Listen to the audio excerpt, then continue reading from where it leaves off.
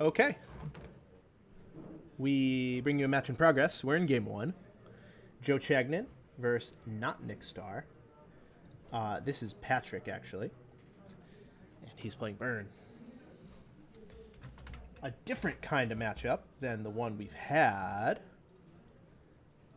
Burn versus Dredge. Kind of crazy.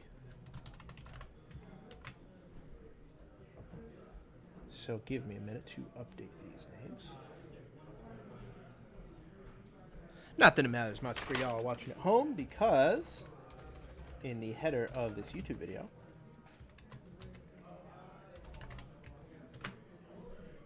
you have what the players' names are. But anyways, this is starting pretty simply. Joe is doing exactly what he wants to do. Discard cards. And Dredge. So, he started with the looting. Now he has a cathartic reunion. This is a lot of dredging. I was so busy updating the names that I missed half what just happened. This is crazy. What's he doing? This cathartic reunion discarded 2 cards and dredged 3 stinkweed imps. So useless 1/2s join Joe's hand, and his graveyard gets stocked. TF up. Pat is playing Burn. And he had no turn 1 play.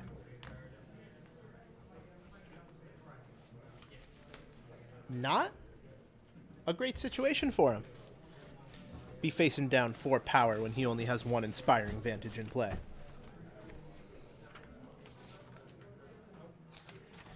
Now, this is not lights out yet. Right? He's still at 20. But he has no 1-mana burn spell.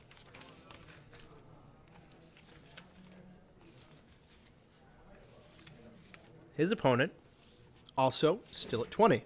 One great thing about Dredge is that your lands deal you no damage.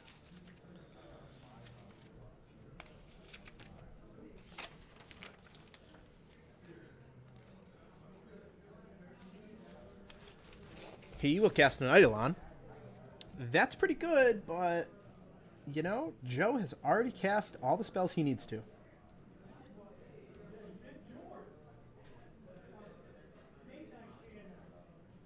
Joe top-8'd the very first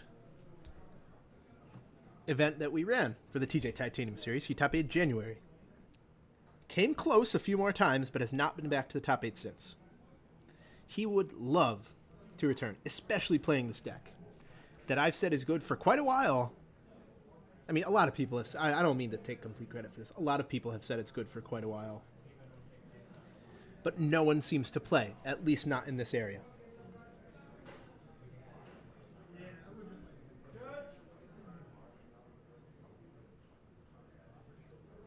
Now, here we have a judge call. Have to imagine that this is about the interaction between Eidolon of the Great Revel and Conflagrate. Conflagrate, of course, being flashed back. What is the mana cost of Conflagrate? Now, if it excuse me, if it has X in the casting cost, that X is included in the mana cost. Now, I am no judge, but I do believe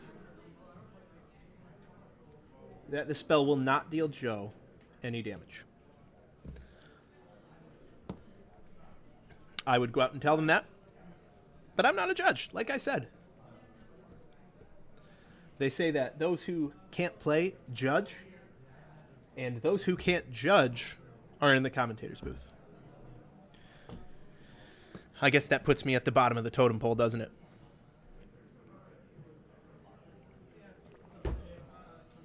Oh well. It's not bad in here. I got a nice view. I get to see the players playing. I get to see Judge Gill in the top left make his ruling. Correctly, of course. Joe takes no damage from that spell. So its converted mana cost is 4.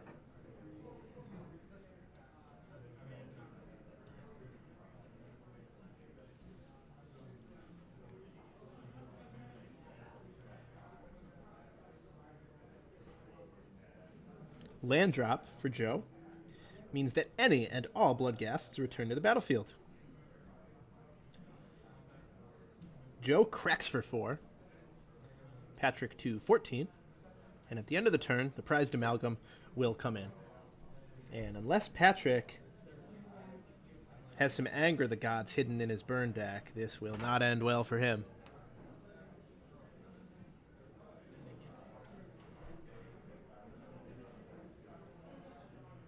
Guys, I have the deck lists. There's no Anger of the Gods. Pat's drawing dead.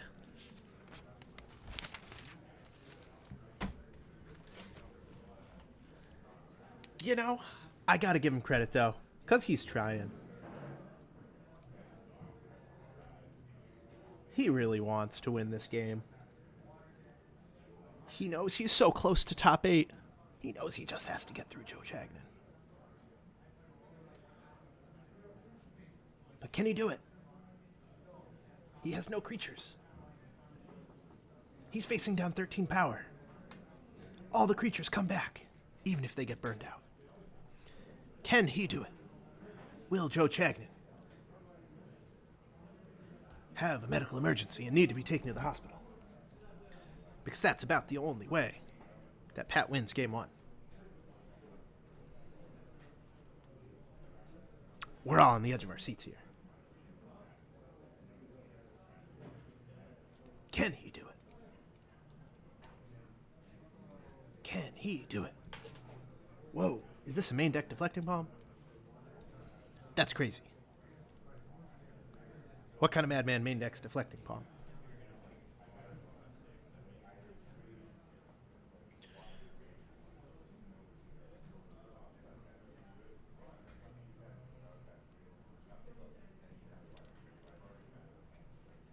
So Pat stays at 4, Joe drops to 14. Even if Pat has all 4 lightning bolts in his hand, that's only 12 damage.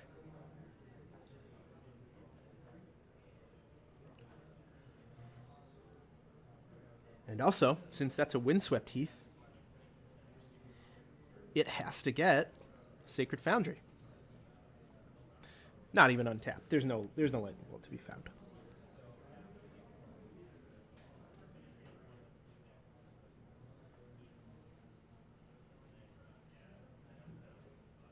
There's the cut. What can Patrick pull?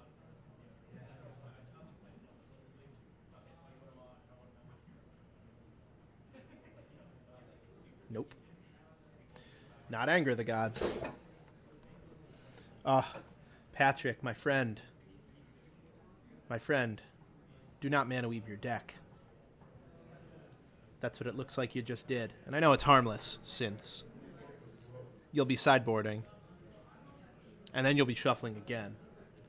But it's important to not mana weave your deck. Do not think that you can artificially change the ratio of lands and spells that you're going to draw. Instead, it seems to be an arcane pile shuffle. This is very interesting. Haven't seen someone pile like this since probably 2005. Old school.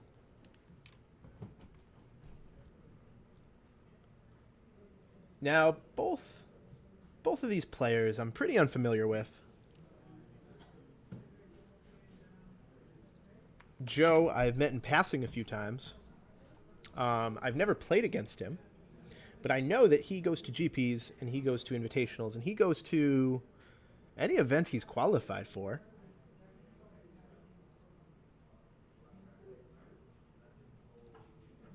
He's a grinder. If you looked up Northeast Magic Grinder in the dictionary, well, you wouldn't find an entry because that's not a real word. But if it was, Joe Chagnon would be in there. Now, Patrick, I don't think I've ever seen Patrick in my life. An undiscovered New England Magic player.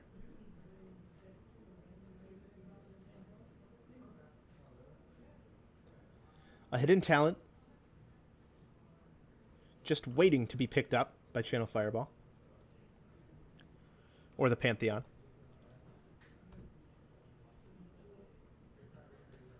With pile shuffles like that, I mean, it's only a matter of time. Now, looking forward to this game 2 that's about to come up, Patrick has access to a few cards, most notably 2 Rest in Peace, as just complete whammies. As cards that, once they hit the board, shut down Joe Chagnon's entire strategy. He has to answer any potential Rests in Peace. Also has Path to Exile as a possible card. You know, it's okay. It removes the creature from the game permanently. So Prized Amalgam is shut down.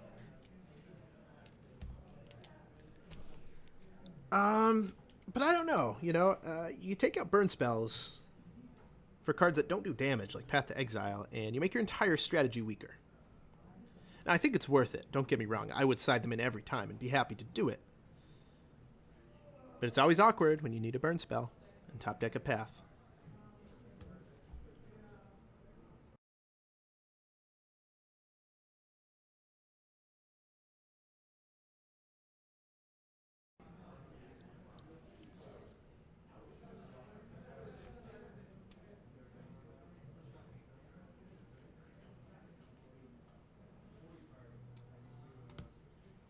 So, a much better start for Pat. He has a creature. Turns out creatures are good for dealing damage. He drops Joe to 19.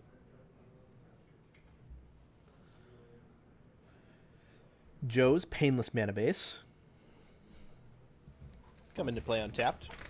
What will he do turn 1? Will he fire off a looting? No. He'll just say go. Pat has 1 basic plains. Really kind of unfortunate. He would really rather not have that.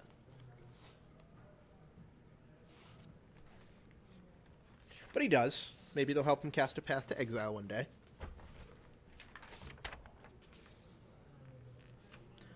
Joe, after sideboard, his key card is Collective Brutality. He doesn't have much for this matchup, but he does have Collective Brutalities and Lightning Axes. Lightning Axe, of course, being both a discard outlet and a way to deal with a early creature. There's the axe. Cathartic Reunion from Joe starts his Dredge train going. And, you know, while he flips over a ton of cards, I didn't see a single Prized Amalgam. I didn't see a single Narcomoeba. I don't even think I saw a Bloodghast. Unfortunate. Now, Stinkweed Imp can do work. As crazy as that sounds, he can play it as a 1-2, and it's a guaranteed trade with a card.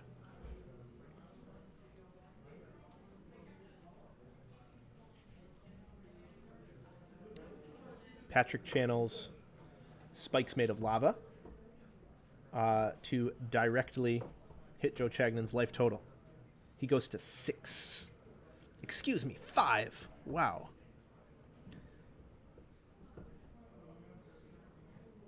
Joe dredges low. It's his only option. Really a little unlucky on the cards he's hit. No Narcomoebas, no Bloodghasts, no Amalgams.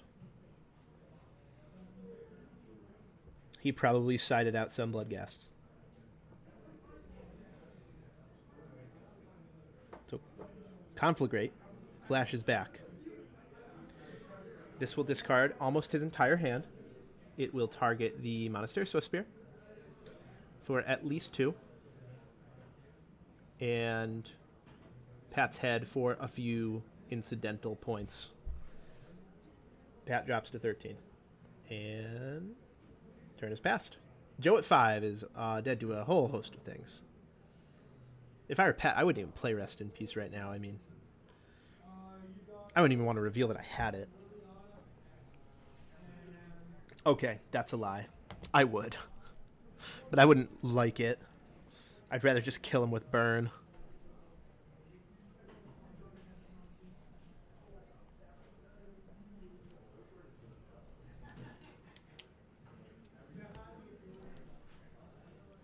Slow roll of the century.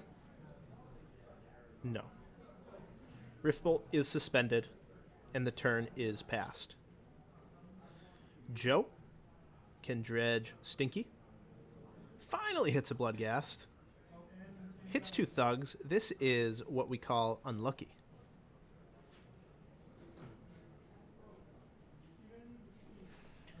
But when you play a deck like Dredge, or you play a deck like Ben Riley's Cheerios deck, and by the way, Ben Riley is at X-1 going into this round. He's live for top 8.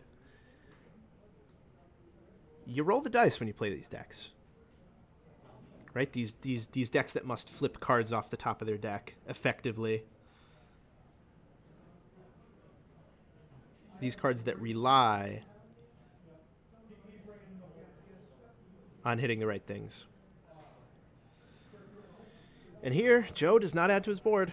He flips an Amalgam, but no Narcomoeba.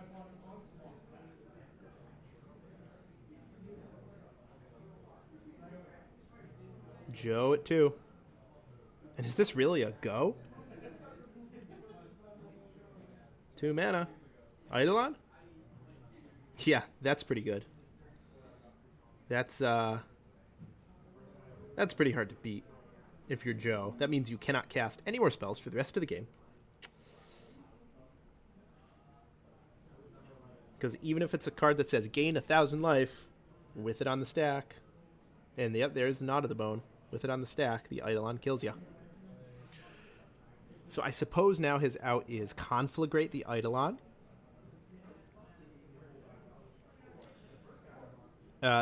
All these plans, of course, rely on Pat miss.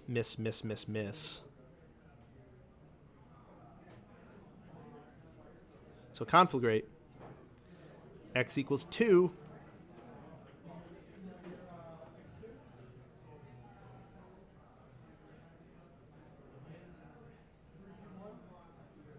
So now, Pat desperately needs a burn spell. Any burn spell. And I can't believe he hasn't hit a burn spell in the last 2 or 3 draw phases. Wow. The Knot of the Bone in Joe's graveyard. Wow, he says go. Now, if you're Joe, you just have to draw. You just hope to hit a land. Wow, I really disagree. I really disagree with that play. Wow, you have to try and go for an untapped land there. Ah, Deflecting Palm.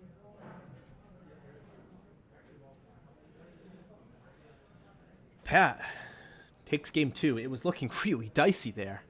I thought Joe was on the comeback of the day. That was crazy.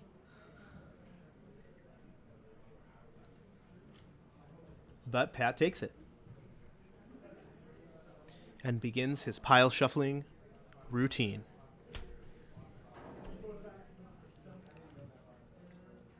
Got to give a shout out to Joe Chagnon's sleeves. Those are my personal favorite. Hyper matte green. On my cube, on every deck I play. A beautiful shade. Now, Joe will be on the play for game 3. A situation I'm sure he loves. He doesn't love to play this matchup, but I'm sure he loves to be on the play in what will definitely be a race.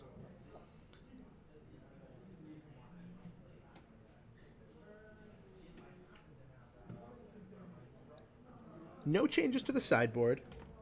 He may have brought an Ancient Grudge had he seen the rests in peace.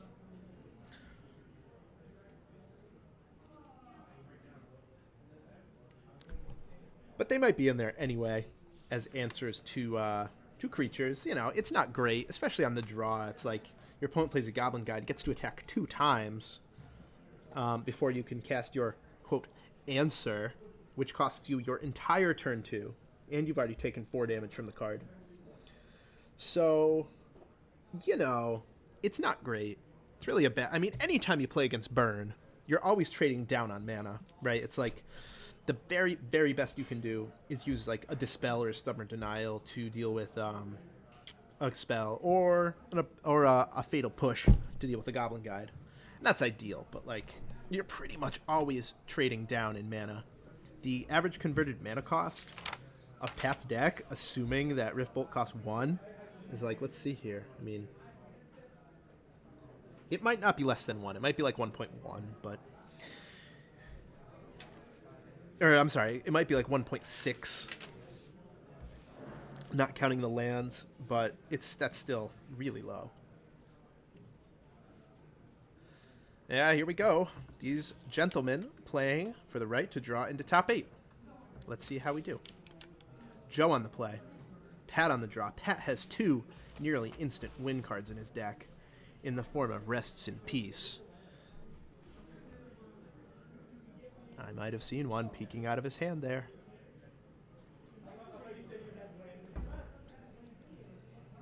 Turn 1 for Pat.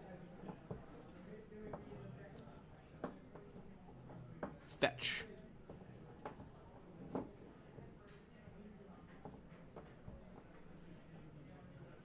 Oh, here we go. Is this it? Is this the play? Is this the play that defined 2009? Fetch, shock, take 2.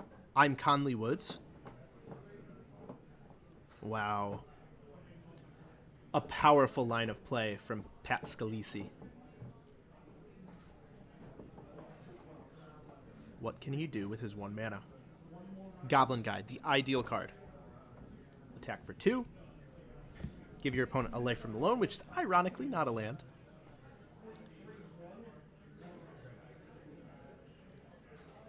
Loam is dredged, and there's the Knot of the Bone. Joe is mentally fist-pumping to have milled the Knot of the Bone, of which he only has 1. But if Pat has a Rest in Peace, it's gone forever. Collective Brutality, all 3 modes. Kill Goblin Guide. Drain you for 2. Look at your hand. Discard an instant or sorcery.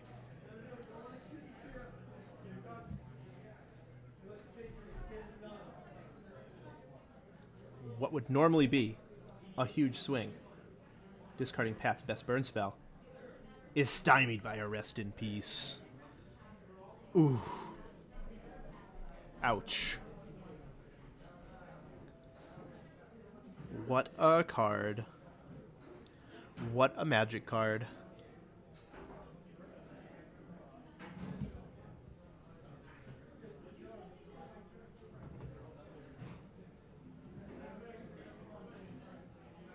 The Lightning Helix hits the yard, but the Rest in Peace remains.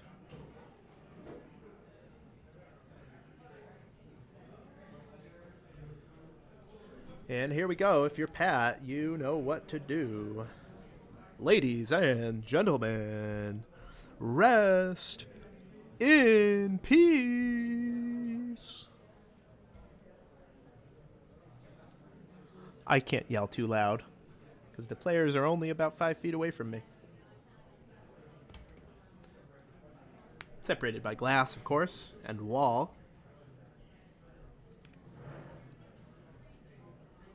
Wow, the scoop. Joe scoops. And the fact that Pat didn't play that card in Game 2 made all the difference.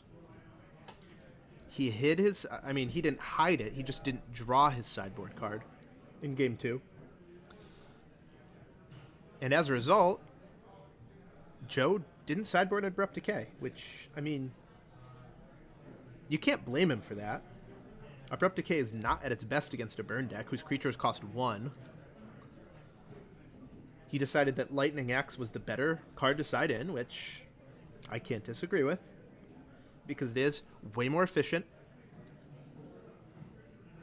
It does what you want. It discards the card. Joe already had a ton of cards to side in, Brutalities and Lightning Axe and Duress. But man, most burn decks play Rest in Peace. And I can't say he 100% could have known it was coming. But most burn decks sideboard a couple of them. Joe has got to be kicking himself for that. That sucks.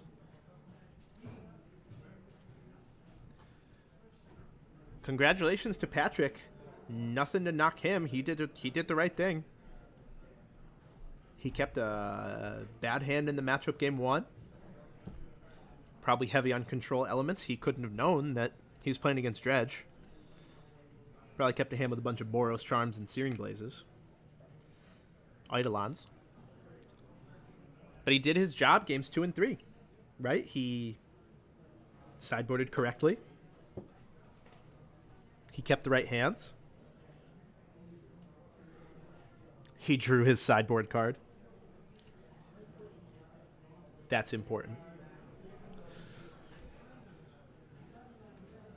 And he took it home. And with any luck, unless he gets the pair down, or there are a bunch of 15-pointers, he'll be able to draw in the top 8. So good on him. Congrats to Pat. 4 rounds left here at TJ's. Round 7 and a round of top 8. I hope, dear viewer, who's watching this on youtube.com, the TJ Titanium Series account, I hope you keep watching. I hope you watch the whole tournament. Let us know what you think. If we could be doing things differently or better. If you want to see more of something or less of something. If you want to root on your friend. If you notice a mistake they made. If you want to talk about a great play they made. Let us know, please. Because we can only improve with your help. So drop us a line on our Facebook, on our Twitter, and the YouTube comments. We'll read them all. Let us know. Thanks for watching, everybody. Round 6 here at TJ's.